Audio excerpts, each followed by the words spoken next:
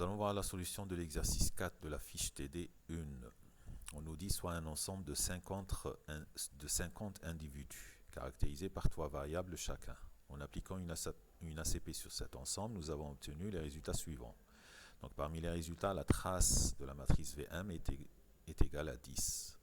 Les vecteurs et valeurs propres de VM sont donnés ici avec des valeurs incomplètes, c'est-à-dire que U1 est incomplet, lambda 1 n'est pas donné, mais les autres sont donnés ici.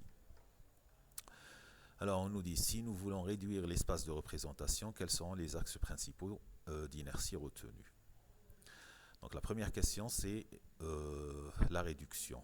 Pour la réduction, il faut obligatoirement calculer la qualité de représentation. Mais pour la qualité de représentation, il faut avoir toutes les valeurs propres. Alors qu'est-ce qu'on sait? On sait que la somme des valeurs propres est égale à la trace de VM. Donc ça nous fait lambda 1 plus lambda 2 plus lambda 3 est égal à 10. D'où on va déduire lambda 1 qui est égal à 5. Ensuite, on calcule la première qualité de représentation, c'est lambda 1 sur la trace de VM ou bien sur la somme des lambda k. Et là, on va trouver 5 sur 10, c'est 50% et c'est inférieur à 80%. La deuxième qualité, c'est lambda 1 plus lambda 2 sur la somme des lambda. Et ça nous fait 9 sur 10 qui est égal à 90%. À partir de là, on va dire que nous avons deux axes principaux d'inertie. C'est-à-dire que pour la réduction, on avait 3 axes selon les données. Et là, on peut réduire les données sur 2 axes. Nous avons 2 axes sont suffisants pour représenter correctement les données. Ensuite, on doit compléter les résultats. La question suivante nous dit déduire les composants du vecteur U1. On va essayer de déduire les composants du vecteur U1. Comment les déduire? Ce qu'on sait, c'est que les vecteurs sont orthogonaux. Les vecteurs propres sont orthogonaux entre eux. Nous avons donc un système orthonormé. Donc, ils sont orthogonaux et la norme de chaque vecteur est égale à 1.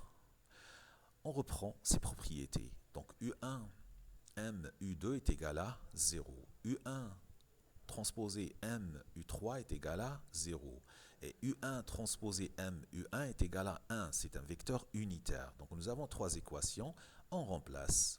On remplace selon ce que nous avons comme données. Et là, nous avons 3 équations à 3 inconnus.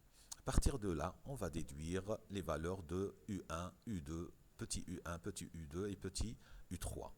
Nous tombons sur ces quantités. Bien sûr, là, nous avons 6U1 au carré est égal à 1. Ça veut dire que U1 est égal à quoi? C'est plus ou moins 1 sur racine de 6.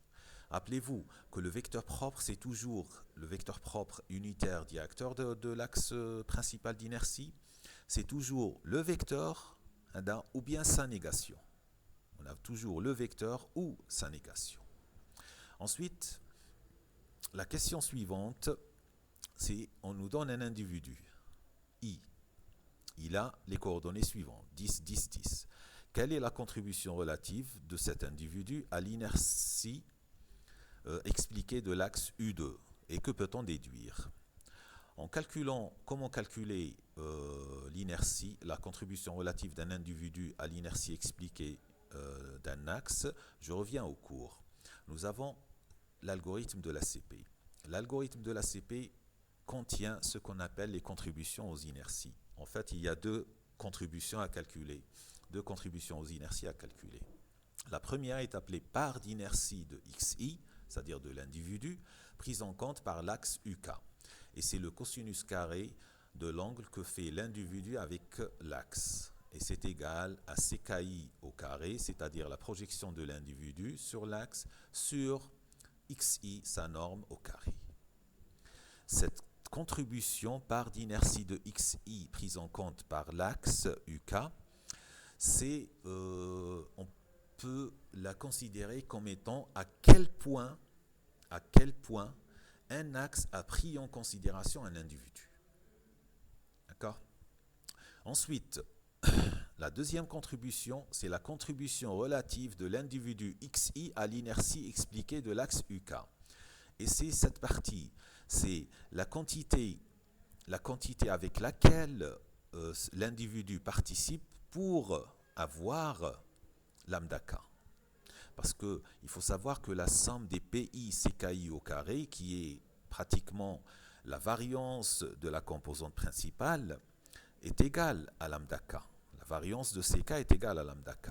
Ça, c'est la quantité avec laquelle participe un individu dans cette variance. Et donc, le rapport nous donne la contribution relative de l'individu à l'inertie expliquée de l'axe. Et cette contribution, on peut la considérer comme étant à quel point un individu a servi ou bien a participé à la création d'un axe. Bien sûr, tous les individus doivent participer ici. Ils doivent avoir un taux de participation. Maintenant, la règle générale, c'est quoi? C'est que si un seul individu a participé à créer un axe, ceci n'est pas bon, parce que rappelez-vous, les axes principaux, on essaie de faire passer un axe par tous les individus ou bien proche de tous les individus. On ne va pas tracer un axe pour un individu. Donc si cette quantité est proche de 1, ceci n'est pas acceptable. Donc voyons la résolution de l'exercice. Ici, donc, on doit calculer cette quantité pour cet individu. En remplaçant les valeurs, on trouve que cette quantité est égale à 1. Et ça veut dire quoi? Ça veut dire qu'on a tracé un axe, c'est-à-dire lambda 2, juste pour l'individu I, celui-ci. C'est le seul qui participe à son inertie. Donc on a tracé un axe pour un individu. Et ceci n'est pas acceptable. Donc qu'est-ce qu'on fait? On doit obligatoirement retirer l'individu I du tableau initial de la CP. On refait l'analyse en composante principale à nouveau, c'est-à-dire que nous avions 50 individus. Donc, ce qu'on va faire, c'est retirer cet individu, il nous restera 49 individus. Le poids d'un individu sera égal à 1 sur 49. On refait l'analyse sans cet individu. Et cet individu, il sera ajouté à la fin comme individu supplémentaire. On appelle ça les individus supplémentaires. Et généralement, ça c'est, il y a beaucoup de cas où on ajoute des individus supplémentaires. C'est-à-dire que si nous avons des données incomplètes, les données d'un individu qui sont incomplètes, cet individu ne participe pas à l'analyse, mais on va le projeter sur les axes trouvés. On suppose que la majorité qu'on a nous donne les bons axes, et donc un individu ne va pas affecter beaucoup la création des axes. Et donc on l'ajoute à la fin, on appelle ça les individus supplémentaires. On va le projeter directement sans qu'il participe à la création de l'axe. Voilà pour cet exercice. Si vous avez des questions, envoyez-la. Je vous rappelle encore une fois, il y a des exercices dans le cours avec solution. Surtout pour cette partie où il y a le calcul des contributions, vous allez trouver des exercices où il y a l'application de l'ACP avec les calculs des contributions aux inerties. Voilà donc, merci et bonne continuation.